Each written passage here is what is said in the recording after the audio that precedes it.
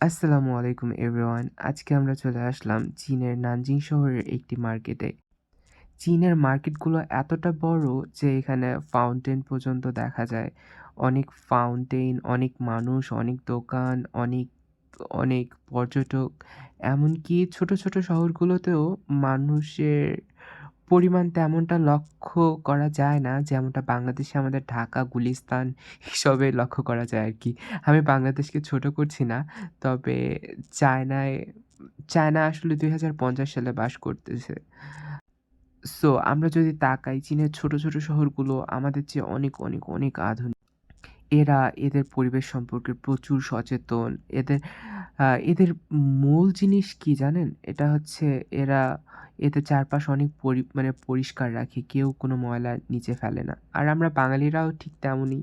আমরা চায়নাতে গিয়ে আমরা নিজেরাও একটা কাগজের টুকরাও ফেলি না। ও হ্যাঁ, বলতেই ভুলে গেছি। আমরা কিভাবে চায়নাতে চলাচল করি জানেন? আমরা চলাচল করি হচ্ছে গাড়িতে চড়ে। কারণ এখানে আর রিক্সা পাবো কই বলেন? আ এখানে আমাদেরকে Uber অথবা ট্যাক্সি বুক করতে হয়।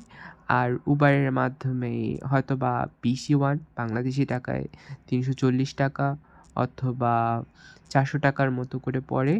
এতেই হচ্ছে আপনি স্বল্প দূরত্বে যাতায়াত করতে পারেন আরকি। আর বেশি দূরত্ব হলে ৫০, ৬০, ৭০ ইউয়ান অর্থাৎ ১৭০০, ১৮০০, ৳২,০০০ মতো পড়ে যায়। বাট এখানে চলাচলের একমাত্র মাধ্যম হচ্ছে আপনার এই ট্যাক্সি। ট্যাক্সিগুলো অবশ্য বাংলাদেশের বড়, বড় আ গাড়িগুলোর মতো যারা ধনী ব্যক্তিরা ইউজ করেন আরকি। আর এখানে আপনারা হচ্ছে বাইকও ইউজ করতে পারেন। বাট দূরের জার্নির জন্য আমার মতে মেট্রো আর আমাদের ট্যাক্সি বেস্ট। তো দেখা হবে ইনশাআল্লাহ নেক্সট ভ্লগে। বাই। ও হ্যাঁ, বলতে ভুলে গেছি। এই লোকটা আমাকে ভাবছিল আফ্রিকান যদিও আমি ফর্সা।